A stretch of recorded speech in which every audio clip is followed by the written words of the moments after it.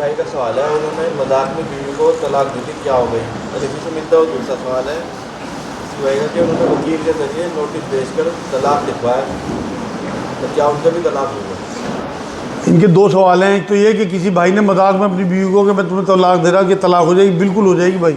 ایک حدیث اس کے پیچھے کھڑی. نبی اکرم صلی اللہ علیہ وسلم نے فرمایا کہ یہ دو تین چیزیں ایسی ہیں جو تم نے اگر مذاق میں یا جھوٹ بھی کہہ دی تو وہ ہو جائے گی. ایک تو طلاق، ایک نکاح.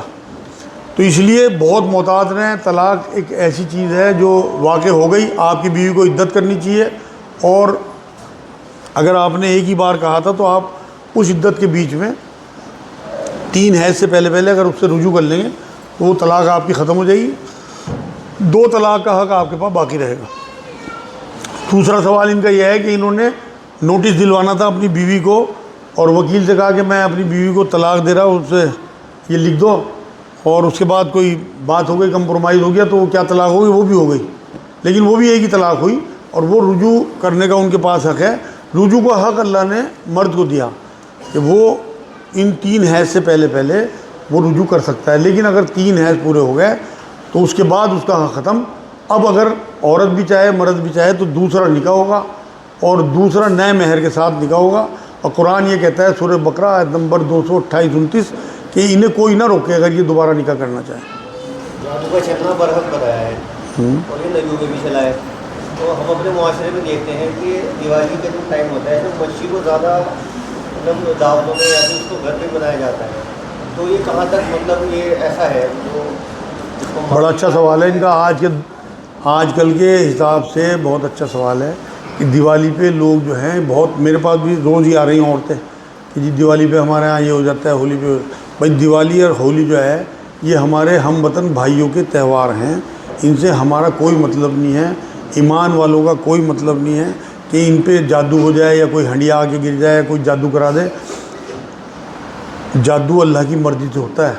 قرآن میں جب ان کا ذکر کیا، یا ان کا 2 فرشتوں کا نام بھی میرے ذہن میں نہیں آ رہا، تو سورہ بقرہ میں وہ جادو سکھاتے تھے سلیمان علیہ السلام کے زمانے میں. تو ان سے یہ آخر میں یہ بات کہہ دی کہ اللہ کی مرضی کے بنا کچھ نہیں کر سکتا کوئی. تو اس لیے جادو اگر ہوگا تو اللہ کی مرضی سے ہوگا، اور اللہ کو نہ دیوالی کی ضرورت ہے نہ ہولی کی. اگر ہولی دیوالی پہ اس طرح جادو ہوا کرتے تو سعودی عرب میں کیوں نہیں ہوتے، آسٹریلیا میں، امریکہ میں کیوں نہیں ہوتے؟ کیونکہ یہ تو ہواؤں کے ذریعے جاتا ہے، اور اللہ کو اگر جادو کسی پہ کرانا ہو تو وہ ہواؤں کے ذریعے بھیج دے گا.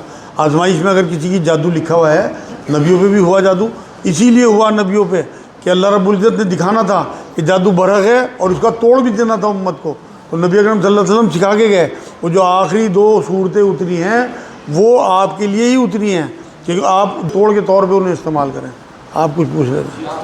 طلاق کی ترتیب بتائیے اس کے بارے میں. آپ یہ طلاق اگر میاں بیوی کے درمیان فیصلہ ہو چکا کورٹ میں یا 4 آدمیوں کے سامنے یا ہمیشہ کے لیے الگ ہونا ہے، یہ 3 بار کہنا یہ فرض ہے. ایک بار میں بھی کوئی کام الگ ہوگا، 3 بار ہوتا ہے اور دوسری بات یہ نکاح ہوتا ہے کسی کا 3 بار کہتے ہیں. تو امام صاحب کے جو ہے یہ فرض ہے یا سنت ہے؟ مطلب پھنسا رہے مجھے تم.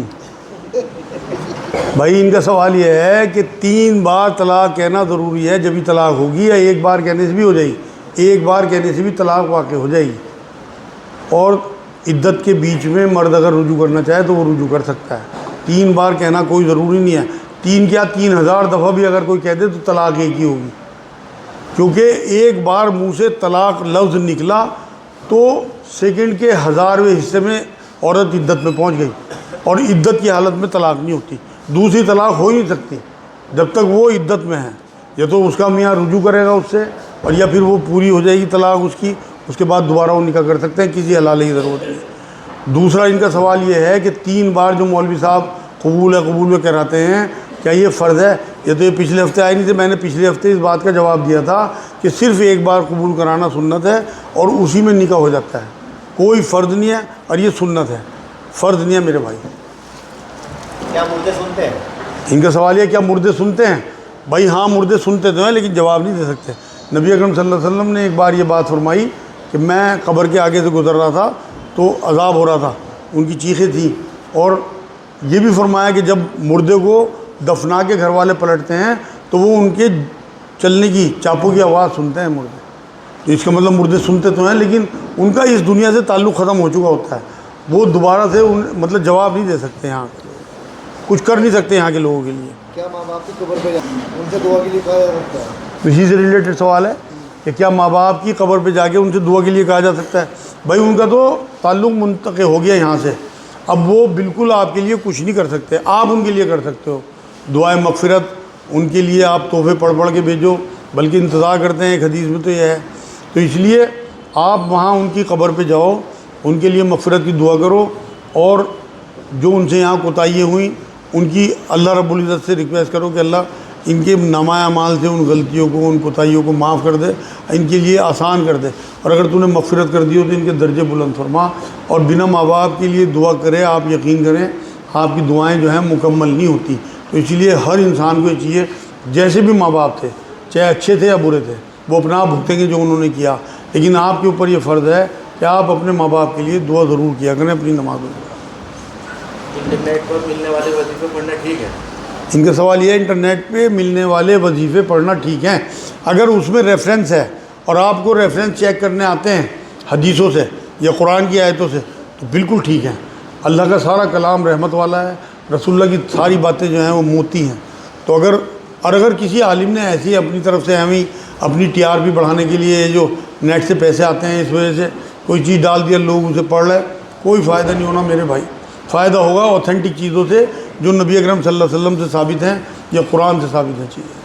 آج گناہ بہت ہے، مطلب ہم پھر بھی جنت کی امید کر سکتے ہیں کہ ہم جنت کی مستحق ہیں؟ یار تم کہاں سے آئے، بہت سوال لا رہے۔ آج ان کا سوال یہ ہے کہ آج کل گناہ بہت ہیں، کیا ہم پھر بھی جنت کی امید کر سکتے ہیں اللہ سے؟ بالکل، دیکھو حضور نے فرمایا کہ اللہ سے جیسا گمان کرو گے اللہ ویسے ہی فیصلے کرے گا، تو آپ کو بالکل اچھی امید رکھنی چاہیے۔ میں آپ کو ایک تحفہ دیتا ہوں آج، حالانکہ ہم ہیں تو بہت گناہ گار، دو چیزیں ہیں، ایک قرآن سے اور ایک حدیث سے۔ قرآن میں اللہ رب العزت نے یہ بات کہی ہے کہ سورہ زمر آیت 53 کہ اے نبی میرے ان بندوں سے کہہ دے جو اپنے اوپر ظلم کر بیٹھے ہیں کہ میں بہت مہربان معاف کرنے والا ہوں، وہ میری طرف پلٹیں، مجھ سے معافی مانگیں، میں ان کے تمام گناہ معاف کر دوں گا۔ یہ سب سے پر امید آیت ہے قرآن کی۔ نبی اکرم صلی اللہ علیہ وسلم نے بات فرمائی صحابہ اکرام سے، ایک بار تو یہ پوچھا میرے صحابہ مجھے بتاؤ کہ سب سے عجیب، سب سے اچھا ایمان کس کا ہے؟ تو حضرت ابوذر غفاری غالباً بولے کہ حضور ہمارا، کیونکہ ہم نے آپ کی صحبت پائی، آپ کے ساتھ وقت گزارا۔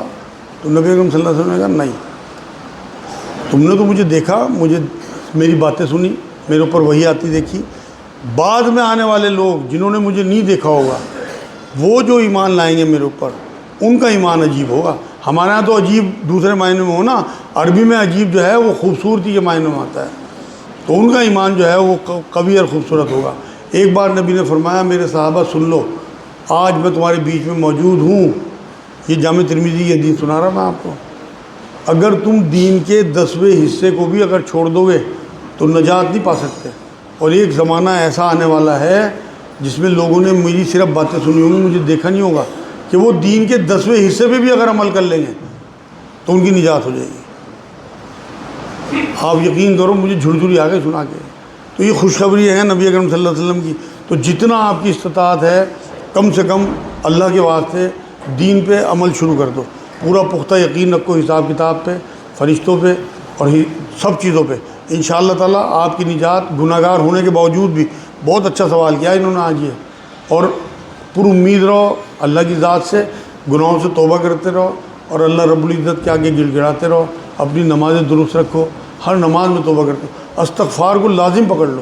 نبی اکرم صلی اللہ علیہ وسلم اپنے بارے میں کہتے ہیں میں 70 دفعہ ایک دن میں استغفار کرتا ہوں، جو معصوم تھے جن کا کوئی حساب ہی نہیں ہونا تھا، ہماری وجہ سے ہمیں سکھا کے گئے کہ لوگوں کے لیے سنت بن جائے استغفار کرنا، معافی مانگنا، اللہ سے مغفرت چاہنا۔ کیا نماز کو فرض ہی مطلب فرضوں کے ساتھ ہی جماعت کے ساتھ ہی ادا کرنا ضروری ہے کہ ویسے بھی اس کو پڑھ سکتے ہیں؟ ان کا بھی بڑا اہم سوال ہے۔ ان کا سوال یہ ہے کہ نماز کو کیا جماعت کے ساتھ ادائی کرنا ضروری ہے، فرض ہے، یا ویسے بھی کر سکتے ہیں؟ نہیں بھائی، جماعت کے ساتھ ہی ادا کرنی چاہیے، اور یہ سنت ہے اور نبی اکرم صلی اللہ علیہ وسلم کا حکم ہے لیکن اگر کوئی مجبوری ہو، کوئی معذور ہے، کوئی بیمار ہے، یا کوئی ایسے شہر یا ایسے ملک میں ہیں جہاں قریب میں مسجدیں نہیں ہیں، جماعت نہیں ہوتی، نماز فرض ہے، جماعت فرض نہیں ہے، جماعت سنت ہے. یہ جملہ میرا دلوں پہ لکھ لو. یہ جو بہت مشہور ہے، میرے پاس آنے والے بتاتے ہیں کہ جی مسجد نہیں ہے ہمارے تو پاس، ہم نماز کیسے پڑھیں؟ ارے بھائی، نبی یہ فرما کے گیا پوری زمین مسجد ہے تیرے لیے. اس امت کی خصوصیت میں نبی نے ایک بار یہ بات فرمائی کہ اس امت کی خصوصیت میں ایک بات یہ بھی ہے کہ اس امت کے لیے پوری زمین کو مسجد بنا دیا گیا.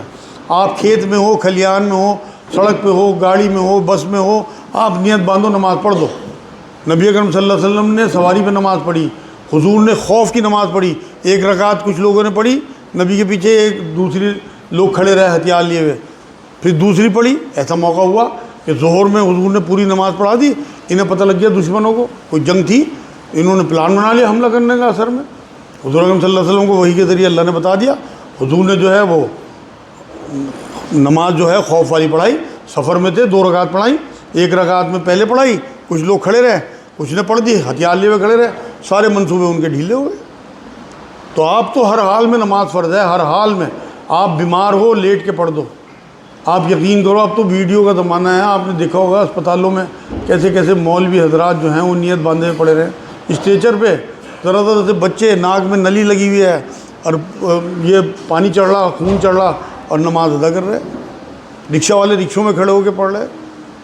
اور ہم تو مطلب تندرست ہوتے ہوئے، آپ یقین کرو، میرے اپنے رشتہ داروں میں ایسے رشتہ دار ہیں جو سجدہ نہیں کر سکتے.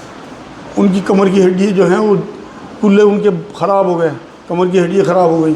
تو اس لیے موقع ہے اللہ کے بندو، اللہ نے جب تک آپ کی پیشانی میں جان دی اور آپ کے گھٹنوں میں دم دیا، سجدے کر لو اللہ کو. نہیں موقع ملے گا.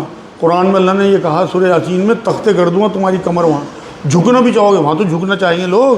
اللہ کی جلالت، اللہ کا جو رونق دیکھ کے وہاں کی طبیعت چاہیے کہ سجدے کریں. جو آج آیت آئی کہ گر پڑتے ہیں، لرز جاتے ہیں، کپ کپانے لگتے ہیں اللہ کا کلام سن کے. وہاں اللہ کی جلوے دیکھ کے، اس کی کارکردگی دیکھ کے، اس کی آخرت دیکھ کے لوگ چاہیں گے کہ ہم سجدے میں گر جائیں. گر نہیں سکتے، تختہ ہو جائے گی کمر، تختہ. اس لیے جو موقع ہیں یہاں اللہ کے واسطے سجدے شروع کر دو. اللہ کو کوئی موقع دے دو بخشنے کا. وہ کہہ سکے کافروں سے، مشرکوں سے، یہ نمازی تھے، میں نے اس لیے انہیں بخش دیا. ایک بہانہ تو دے دو اللہ کو بخشنے کا.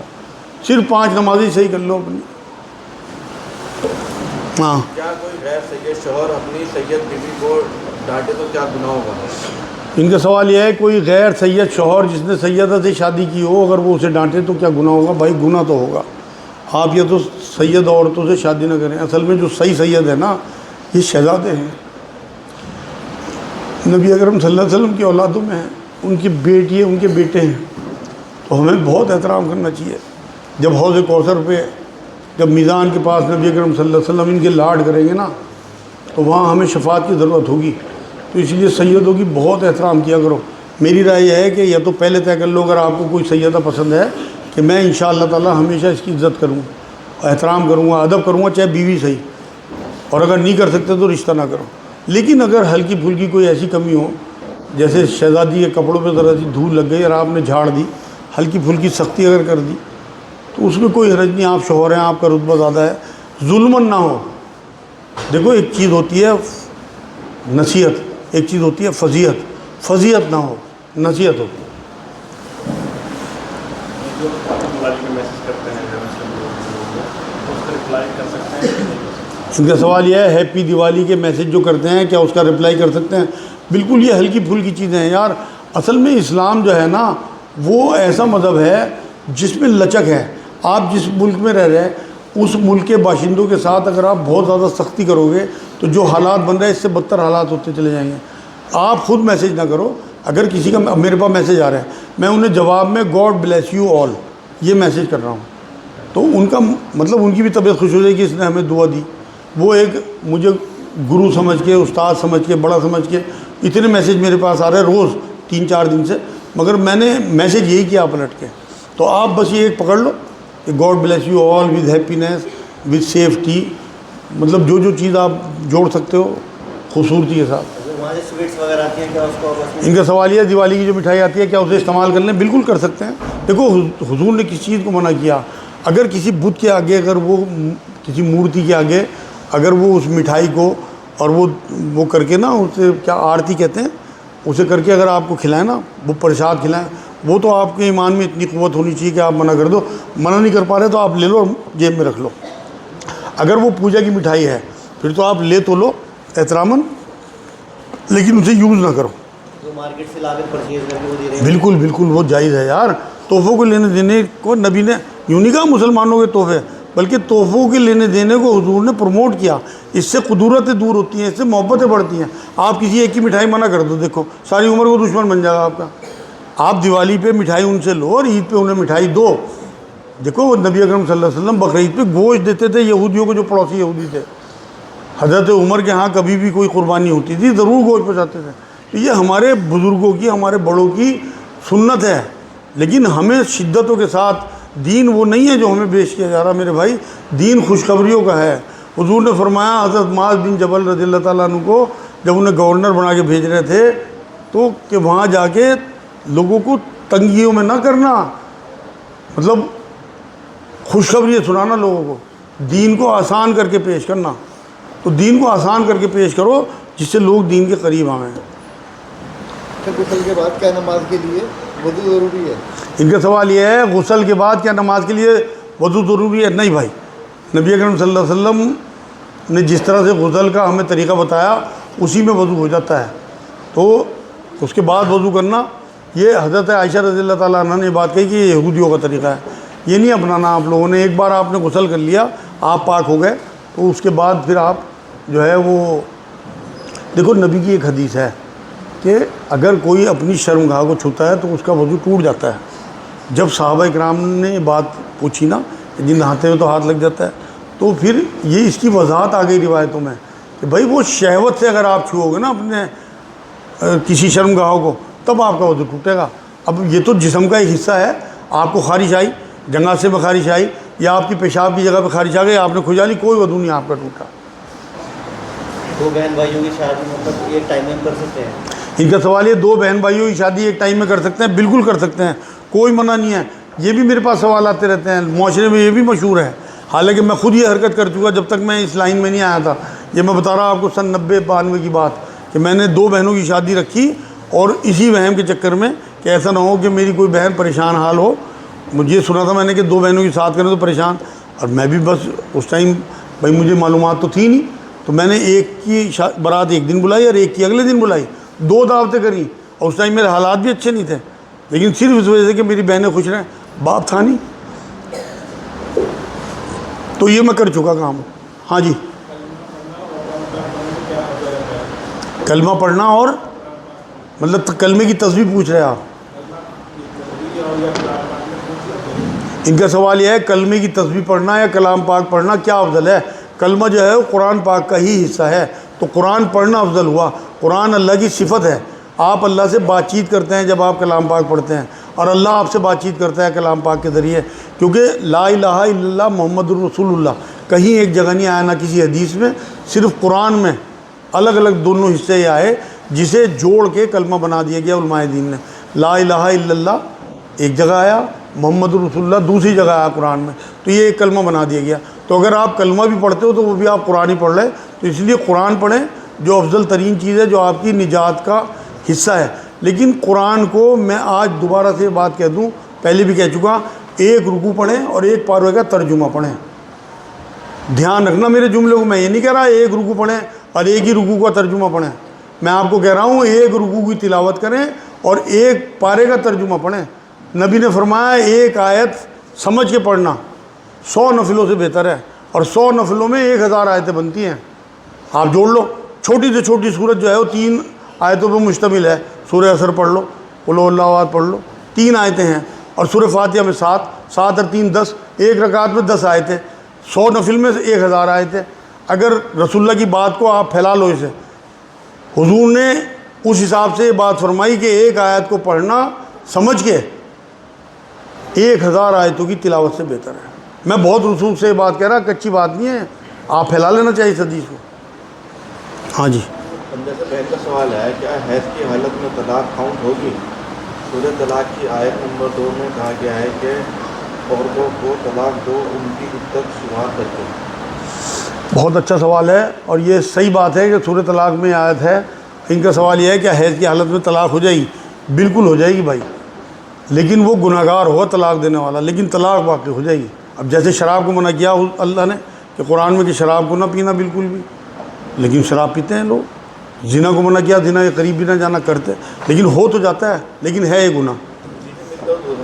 اگر ایک حیض اور دوسرے حیض کے بیچ میں مستری ہوئی ہو تو کیا اس پاکی کی تہرت میں اگر طلاق دی جائے میں سمجھ گیا، یہ بھی حضور نے منع کیا کہ جب تمہیں طلاق دینی ہو تو حیض کے بعد ہم بستری نہ کرو، طلاق دو، اگر ہم بستری کر لیو تو اگلے حیض کا انتظار کرو، جب وہ پاک ہو جائے تو پاکی کی حالت میں اسے طلاق دو۔ لیکن طلاق تب بھی ہو جائے گی کیونکہ طلاق کو مذاق بنا رکھا تھا اس ٹائم، تو اس طرح حضور نے طلاق کرا بھی دی، لیکن یہ کہہ دیا کہ گناہ گار ہوں گے، سخت گناہ گار، کیونکہ یہ اللہ کی شریعت کا، اس کے کلام کا، اس کے دین کا مذاق اڑانے والے لوگ ہیں۔ لیکن واقع ہو جائے گی۔ اب قتل کو منع کیا، آپ کسی کو گولی مارو، گولی تو لگ جائے گی، آپ گناہ گار ہو گئے، آپ قتل کے حصے میں آ گئے۔ عورتوں کا جو غسل ہوتا ہے، ایک بھینس کا ہوتا ہے اور ایک ہوتا ہے مستری، ان کا کیا فرق ہے؟ اور دوسری بات یہ کہ مسئلے کا معاملہ ہے، جو آپ نے مسئلہ ہے، اس سردی کے لیے ہے، گرمی میں بھی ہے۔ طے کر کے آیا تھا، آپ پھنسا ہو۔ چلو آخری پروگرام ہے، کر لو۔ دو سوال ہیں ان کا سوال یہ ہے کہ حیض کے غسل میں اور ہم بستری کے غسل میں کوئی فرق ہے؟ نہیں بھائی، دونوں میں طہارت حاصل کرنی ہوتی ہے۔ سب سے پہلے نیت کرنی ہوگی پاکی کی، اور اس کے بعد پھر وہ جو طریقہ نبی اکرم صلی اللہ علیہ وسلم بتا کے گئے وہ میں کئی بار یہاں کیمرے پہ بتا چکا، نیٹ پہ آپ کو مل جائے گا۔ کہ ہلکے سے میں بتا دوں، شروع میں ہاتھ دھونا اور کلی کرنا، ناک میں پانی چڑھانا، اس کے بعد اپنے اعضاء دھونا جن پہ گندگی تھی یا حیض تھا تو اس کی جو تمام اعضاء کو اپنے صاف کر کے، اس ٹائم مٹی تھی تو حضور مٹی سے صاف کرتے تھے، اب جو ہے وہ صابن ہے تو صابن سے صاف کریں۔ اس کے بعد پھر وضو کریں، اس کے بعد ایک دائیں کندھے پہ 3 بار پانی ڈالیں، پھر بائیں کندھے پہ 3 بار پانی ڈالیں، پھر سر پہ پانی ڈالیں، اس طرح کہ پورا جسم آپ کا گیلا ہو جائے۔ یہ وضو کے بعد پورا کا پورا جسم گیلا کرنا، یہ آپ کا پورا غسل ہو گیا، اور یہی غسل ہے دونوں کا۔ اب دوسرا سوال ہے ان کا، بھائی ایک منٹ بھائی اگر بور ہو گئے ہوں تو بند کر دیں۔ آج تو لمبا کریں گے پروگرام کرنا ہے نا۔ دوسرا سوال کیا تھا؟ ہاں، ان کا سوال یہ ہے جراب پہ جو مسا ہے وہ کیا صرف سردیوں کے لیے ہے؟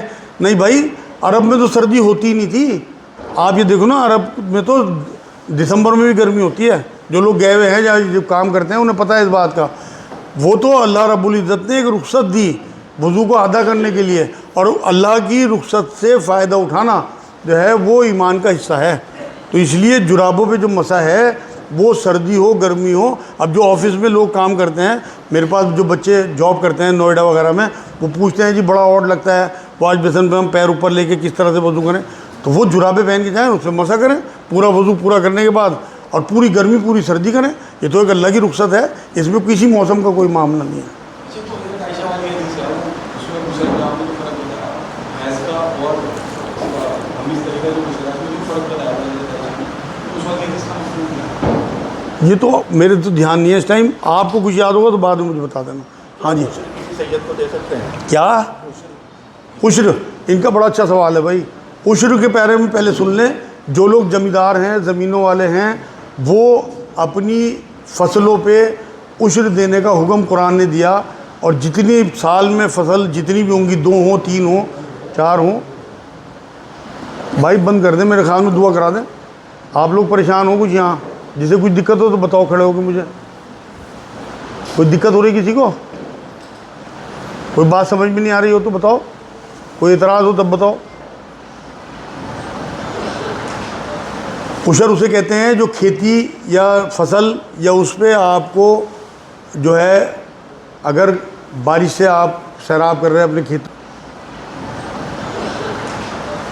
عشر اسے کہتے ہیں جو کھیتی یا فصل یا اس پہ آپ کو جو ہے اگر بارش سے آپ سیراب کر رہے ہیں اپنے کھیتوں کو تو 10% عشر دینا ہے، جو فصل ہوئی اس کا 10% حصہ اللہ کی راہ میں۔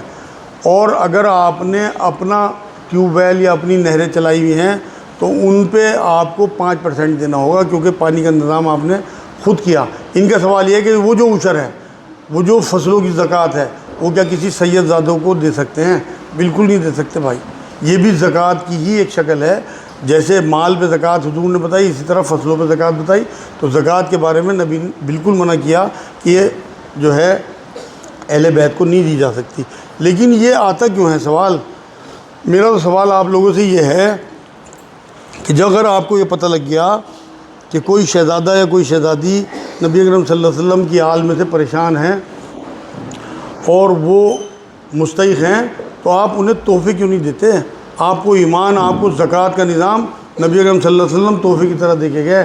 تو آپ خاموشی کے ساتھ ان کے گھر میں جاؤ اور ٹھوڑیوں میں ہاتھ ڈال کے انہیں دو کہ اسے قبول کر لو.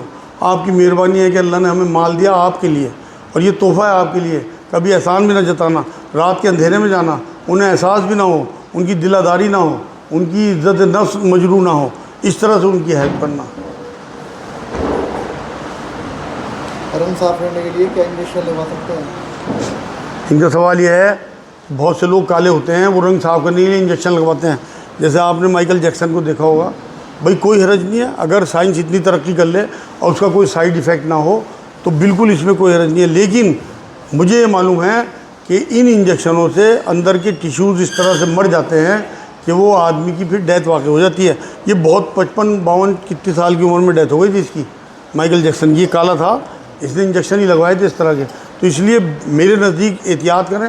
ہاں اگر سائنس کبھی دیکھو، دو ہی نالج ہیں، ایک تو اللہ رب العزت کی طرف سے جو قرآن و حدیث کی نالج ہے، اور ایک یہ جو سائنس ترقی کے ساتھ اگر میڈیکل اتنی آگے پہنچ جاتا ہے اور بتا دیتے ہیں ڈاکٹر کہ آپ کو ان انجیکشنوں کا کوئی سائیڈ ایفیکٹ نہیں ہوگا، تو میرے نزدیک کوئی حرج نہیں ہے لگوانے میں. اگر کیونکہ گورے لوگ بھی پیدا ہوئے تو یہ جو ہے شکل بدلنے میں نہیں آئے گا. حضور نے شکل بدلنے میں منع کیا، رنگ بدلنے میں کوئی حرج نہیں ہے اگر سیف دوائی ہو. ہاں جی.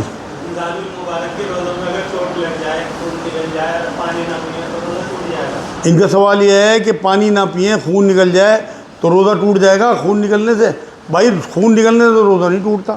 جب حضرت عمر رضی اللہ تعالیٰ عنہ کو شہید کیا گیا، ان کے خون نکلا وہ روزے سے. لیکن آپ پانی اگر پی لو گے یا خون چڑھواؤ گے تو پھر آپ کا روزہ ٹوٹ جائے گا. قرآن جو ہے حضرت جبرائیل علیہ السلام کی ہی مطلب کیوں کرا کسی اور نبی کے کیسا کیوں دیا؟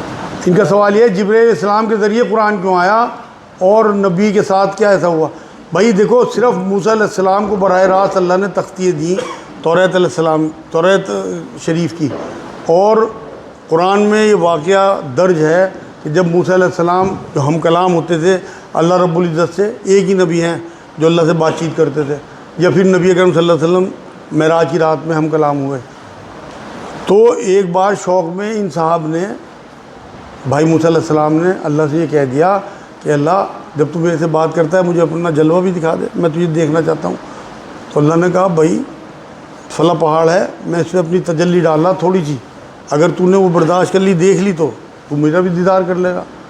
تو اللہ نے جو تجلی ڈالی وہ ریتا ریتا ہو گیا، پہاڑ اپنی جگہ سے ختم ہو گیا بالکل. تو یہ بے ہوش ہو گئے بھائی صاحب. تو انہوں نے پھر توبہ کی کہ اللہ میں ایسا مطالبہ نہیں کرنے کا. تو اصل میں اللہ کا اتنا بڑا کلام ہے، تو اس کے لیے بیچ میں کوئی نہ کوئی براہ راست جو ہے ایسا آدمی جسے اللہ دے کے بھیجے اور نبی اکرم صلی اللہ علیہ وسلم کا قلب اطہر مضبوط رہے اور وہ اسے ریسیو کرتا رہے. کیونکہ ایک بار میں نہیں اترنا تھا. جو آج آیتیں آئیں بار بار 23 سال کی عمر میں بتدریج دھیرے دھیرے جس طرح سے اللہ نے چاہا اور جس طرح ضرورت حسب ضرورت یہاں اترتا رہا. قرآن تو پورا کا پورا پہلے آسمان پہ ایک بار میں اترا، لیکن یہ جو دنیا ہے اس میں نبی اکرم صلی اللہ علیہ وسلم قلب اطہر پہ 23 سال کی مدت میں تھوڑا تھوڑا کر کے اتارا گیا. اس کی وجہ یہی تھی کہ حضور کے قلب کی بھی اللہ کو حفاظت کرنی تھی اور کلام پاک کی بھی حفاظت کرنی تھی. کچھ لوگ 10 انگوٹھی پہنتے ہیں ہاتھوں میں، لوگ ان سے متاثر ہوتے ہیں، انہیں پیر سمجھتے ہیں، کیا یہ ٹھیک ہے؟ ان کا سوال یہ ہے کہ 10 انگوٹھیاں پہننے والے لوگوں سے لوگ متاثر ہوتے ہیں، کیا یہ ٹھیک ہے؟ بالکل بھی ٹھیک نہیں ہے، نبی کی سنت کے خلاف ہے. نبی نے صرف ایک انگوٹھی کی اجازت دی، اور یہ الگ الگ نگ پہن کے لوگوں کو متاثر کرنا. اصل میں ایک جملہ میرے استاد کہتے ہیں، عرفان صاحب پاکستان میں ہیں، وہ یہ کہتے ہیں کہ ہمیں لوگوں کو متاثر نہیں کرنا، ہمیں لوگوں کو مستفید کرنا، مطلب لوگوں کو فائدہ پہنچانا. یہ امت قرآن میں جو اللہ نے ذکر کیا نا اس امت کا کہ تمہیں خیر الامت بنایا گیا، تاکہ کیونکہ تم لوگوں کو برائی سے روکتے ہو، اچھائی کی تلقین کرتے ہو. اب یہ 10 انگوٹھیاں پہن کے لوگوں کو متاثر یا لوگوں کو پھنسا رہے ہیں کہ میں بہت بڑا پیر ہوں، میں یوں کسی تیرے سر پہ ہاتھ پھیر دوں گا، تیرا یہ کام ہو جائے گا، میری فلاں انگوٹھی یہ کام کر دے گی، فلاں پتھر پہ رکھ. یہ سب لوگوں کو ایکسپلائٹ کرنا ہے, پھنسانا ہے, اور اس کا بہت سخت حساب ہوگا, کیونکہ یہ جتنی بھی پبلک ہے نا, اسے اللہ کے رسول یہ فرما گئے کہ اللہ یہ کہتا ہے میرا کنبہ ہے. آپ کے گھر والوں کے ساتھ کوئی دھوکہ کرے, آپ کے اوپر کیا بیتے گی؟ طبیعت چاہیے قتل کر دوں. تو آپ اللہ کے کنبے میں ہیں, آپ کے ساتھ جو بھی دشمنی کر رہے ہیں یا جو بھی آپ کے ساتھ دھوکے کر رہے ہیں, وہ اللہ کے کنبے کے ساتھ دھوکہ کر رہے ہیں, چاہے میں ہی کیوں نہ ہوں. میں نے اسی لیے اتنا بڑا بڑا لکھوا رکھا ہے یہاں کہ یہاں کوئی تعویذ گنڈا یا کچھ نہیں دیا جاتا. نہ میں کسی کو کہتا ہوں کہ تیرے پہ جادو ہے, مجھے پتہ ہی نہیں لگتا, ایمانداری کی بات پہ ہے, نہ مجھے آتا ہے یہ کام, تو میں کیوں دھوکہ دوں؟ اس چکر میں لوگوں کو پھنساؤں کہ لوگ میرے سے متاثر ہو کے میرے پاس آئیں کہ یہ جادو اتار دے گا ہمارا, یا یہ ہمیں تعویذ دے دے گا, ہمارا فلاں کام ہو جائے. لکھ کے لگا رکھا, نہ اولاد دے سکیں, نہ صحت دے سکیں, نہ کوئی کام بنا سکیں کسی کا. ہم خود محتاج ہیں, اپنے بچوں کے لیے مانگنا پڑے, اپنی چیزیں بیچنے کے لیے اللہ کے آگے ریکویسٹ ڈالنی پڑے. تو ہم تو صرف چیزیں بتاتے ہیں اور خود بھی پڑھتے ہیں, اللہ سے دعا بھی کرتے ہیں. تو اس لیے کسی کو پھنسانا یہ سب ایکسپلائٹیشن کے کام ہے. کیا بے نمازی جنت میں جائیں گے؟ آپ پوچھو جی, کیا پوچھو؟ حدیث اور قرآن پڑھنے کے باوجود اور اللہ کا کلام پڑھنے کے باوجود علماء کرام ہر بولنے میں کتراتے ہیں. کیوں پھنسوا رہے ہیں مجھے؟ ان کا سوال یہ ہے, قرآن و حدیث جاننے کے بعد, سمجھنے کے بعد علماء اکرام حق بتاتے ہوئے کتراتے کیوں ہیں؟ بھائی ذاتی مفاد, دنیاوی مفاد. ابھی میں نے آپ کو بتایا کہ فرعون سمجھ گیا تھا موسیٰ علیہ السلام کے معجزے دیکھ کے کہ حق ہے, لیکن لایا نہیں ایمان, کیونکہ دیگئی بادشاہ چلی جاتی. ابو جہل سے جب پوچھا کہ حضور اکرم صلی اللہ علیہ وسلم حق ہے, کہ ہاں حق ہے, کہ مانتا کیوں نہیں؟ کہ نہ ماننے گا نہیں, پھر تو سرداری ان کے پاس چلی جائے گی. ان کا سوال یہ ہے کہ اگر وہ حق بیان نہ کریں تو علماء کہنا بیکار ہے. بھائی علماء تو کہو گے آپ, اگر حق بیان نہیں کر رہے تو علماء سو ہیں, اگر حق بیان کر رہے تو علماء حق ہیں. دونوں طریقے کے علماء ہیں نا. ہیں میں جو حق بیان کر رہا اللہ کرے حق ہو, بھائی میں ہی تو کہہ رہا کہ حق ہے. اصل میں نوٹ جب نوٹ ہے, جب بینک والے قبول کر لیں کہ ہاں نوٹ ہے, میری باتیں حق جب حق ہیں جب میرا اللہ حق قبول کر لے کہ ہاں میرے اس بندے نے حق بیان کیا. ابھی تو مجھے یہ لگ رہا کہ میں حق بیان کر رہا, انہیں بھی لگتا ہوگا. اگر وہ تحقیق کریں اور اپنی اصلاح کریں, میں اپنی اصلاح کرتا رہتا ہوں. میرے سے ایک دن یہ نکل گیا کہ چھپکلی مارنا کوئی گناہ نہیں. پھر میرے ایک ساتھی نے یہی مجھے بتایا کہ ایک حدیث ہے جس کے بارے میں رسول اکرم صلی اللہ علیہ وسلم نے کہا کہ چھپکلی کو مارنا ثواب ہے اگر چھپکلی گندی ہے. تو میں نے اسے دہرایا, بتایا دوبارہ لوگوں کو. تو اگر میرے سے کوئی غلطی ہو, میں بھی انسان ہوں, تو میں اسے یہاں دہرا دوں گا پلٹ کے. اگر ہمارے علماء دین بھی یہ کریں تو یہ حق پہ ہیں. اگر غلطی سے کبھی کوئی بات نکل بھی گئی تو پھر یہ علماء سو نہیں ہے. اگر یہ حق بات بیان کر دیں کہ بھئی یہاں ہم غلط تھے, فلاں فتوے ہم نے غلط دے رکھے, اب یہ فتویٰ حق ہے, تو یہ حق پہ آ گئے بالکل. لیکن صرف علماء دین کو کہتے رہنا, چاہے میں ہوں یا آپ ہوں یا کوئی ہو, یہ ہمارے ایمان کا حصہ نہیں ہے. بات یہ ہے کہ ہم نے ان پہ چھوڑا کیوں, ہم خود کیوں نہیں پڑھتے. ہم 12 14 سال صرف دنیا کمانے کے لیے. آئیے آج حدیث کہ دنیا کمانے کے لیے لوگ تعلیم حاصل کریں گے, چاہے وہ دنیاوی تعلیم ہو چاہے دینی. ہم دین کیوں نہیں پڑھتے ہیں؟ 60-70 سال کی زندگی کے لیے ہم 16 سال لگا رہے. اتنی بڑی کروڑوں اربوں خربوں سال کی آخرت کے لیے ہم 1 سال عربی نہیں سیکھتے. 1 سال بہت ہے عربی سیکھنے کے لیے, قرآن سیکھنے کے لیے. میں نے 1 سال میں سیکھ لیا تھا الحمدللہ. وہ بات الگ ہے کہ میں آج تک سیکھ ہی رہا, دہرا رہا, لیکن میں نے پڑھ لیا تھا 1 سال میں. اس ٹائم بہت محنت کرنی پڑی.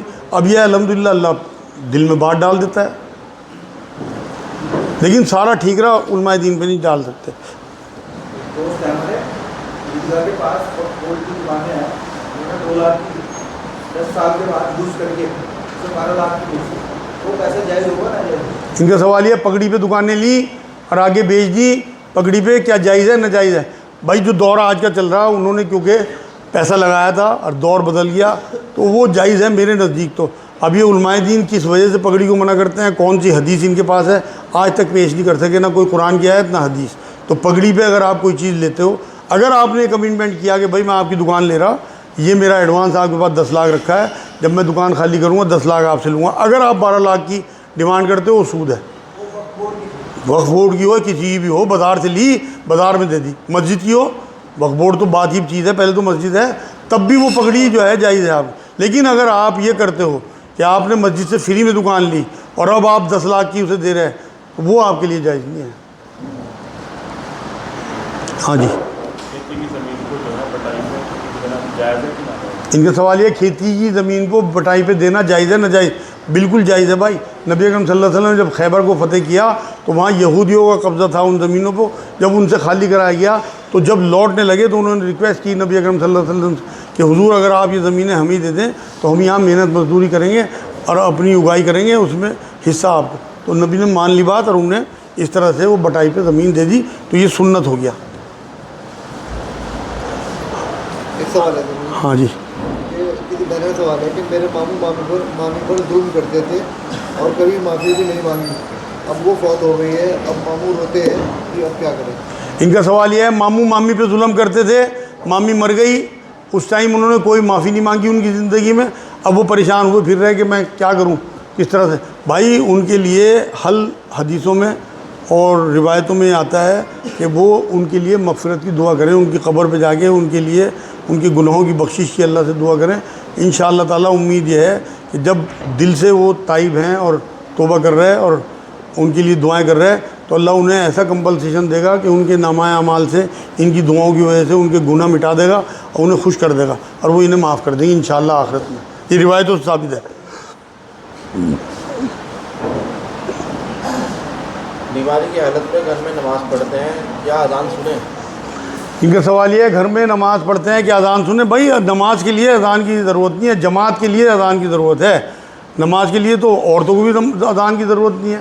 نماز کے وقت طے ہیں, جنتر یہ سب کے گھروں میں ہیں, اور آج کل تو موبائل ہیں اس پہ ایپ پڑے ہوئے ہیں, آپ اپنے ایپ ڈاؤن لوڈ کر لو, اذان کے ٹائم اذان کی آواز آئے گی, آپ اپنی نماز پڑھ دو. مسجد کی اذان سے آپ کی سیلف جو اپنی نمازیں ہیں پرائیویٹ آپ کی, ان کا مسجد کی اذانوں سے کوئی مطلب واسطہ نہیں ہے. مسجد کی اذان جو ہے وہ ایک منادی ہے جماعت کی نماز کی. میرے خیال دیکھ لو ٹائم. ایک سوال ہے, ہاں کیا ناراض بیوی کے 10 ماہ مائکے میں رہنے کے اسے طلاق دے دوں, کیا مہر دینے ہوں گے؟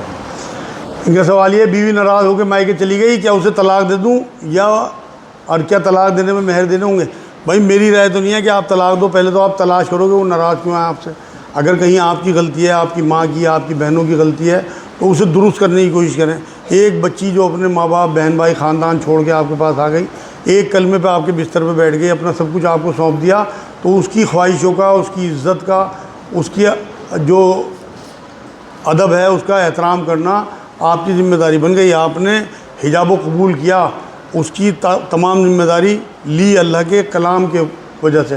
تو اس لیے اگر کوئی کمی آپ کی طرف سے ہے پھر تو آپ کو اسے سولو کرنا چاہیے اور اپنی وہاں مٹھائی لے کے جائیں, پھل لے کے جائیں اور معافی شافی کریں, اپنی غلطی مانیں اور اسے دور کریں معاملے کو. اور اگر واقعی وہ بد دماغ اور بد چلن یا بد تمیز ہے اور وہ واقعی اسی طرح کرتی رہتی ہے, آپ کو پریشان کر رہی, تو پھر آپ اسے طلاق دے دو. لیکن مہر بالکل الگ چیز ہے, وہ آپ کو دینی ہوگی.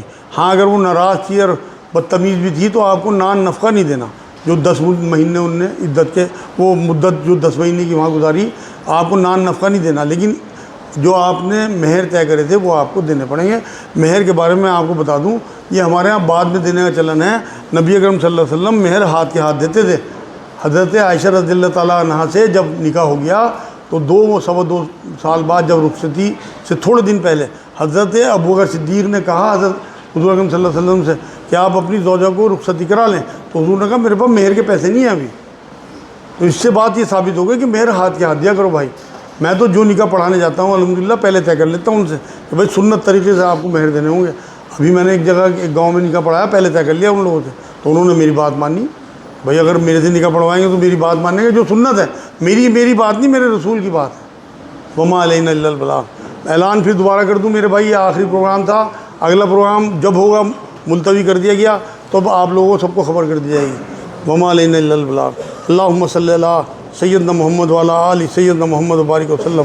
اے اللہ تو ہمارے گناہوں کو معاف فرما دے, یا اللہ تو رحمت فرما دے, یا اللہ تو فضل فرما دے, اے اللہ تو ہمارا بیٹھنا قبول فرما دے, یا اللہ ہم نے یہاں جو پڑھا سنا اس پہ عمل کی توفیق عطا فرما, قرآن کو سمجھنا آسان فرما, قرآن پہ چلنا آسان فرما, ہمیں ظلم کرنے سے بچا, یا اللہ ہماری عورتوں کو بے پردگی سے بچا, یا اللہ ہمیں اپنے بڑوں کا احترام چھوٹوں سے شفقت کرنے کی توفیق عطا فرما, یا اللہ ہماری اولادوں کو فرما بردار بنا, یا اللہ ہمیں اپنا فرما بردار بنا, یا اللہ آج ہماری اولادیں ہمیں پریشان کر رہی, یا اللہ پاک ان کو دماغوں میں ہدایت ڈال دے, یا اللہ انہیں ہدایت عطا فرما, یا اللہ انہیں اپنا فرما بردار بنا, اپنے رسول کا فرما بردار بنا, ہمارا فرما بردار بنا, یا اللہ اس مرکز کی حفاظت فرما، یا اللہ ہم نے جتنی محفلیں یہاں کی ہیں انہیں قبول فرما، یا اللہ پاک یہاں جتنا بھی ہم نے کسی قسم کا جو بھی پڑھی یا جو بھی تعلیم دوسروں کو دی یا خود ہمارے دلوں میں آئی، اس میں کسی قسم کا شر ہو تو اسے ہمارے دلوں سے دور فرما، جتنے خیر کے پہلو ہماری زندگیوں میں اتار دے، یا اللہ پاک قرآن سے فیصلے کرنے کی توفیق عطا فرما،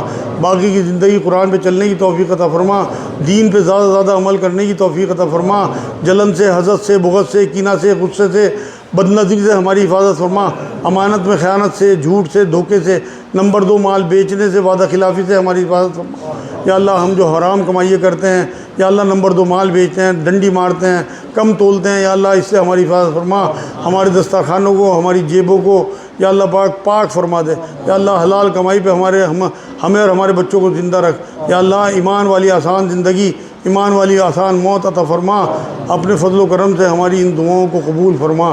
سبحان ربک رب العزت عما یصفون وسلام علی المرسلین والحمد للہ رب العالمین۔ اللہم